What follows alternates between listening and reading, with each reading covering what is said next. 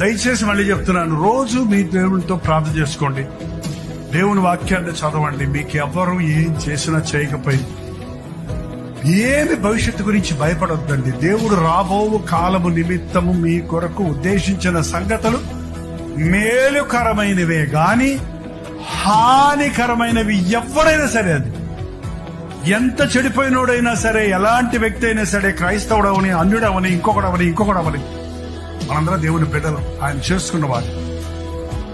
నువ్వు ఎరగక ముందే నిన్ను ప్రేమించిన ప్రభువు నీకు కొరకు కలిగిన తలంపులు గొప్పవే.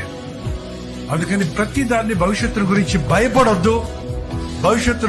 భవిష్యత్తు కొరకు మనుషుల మీద ఆధారపడొద్దు.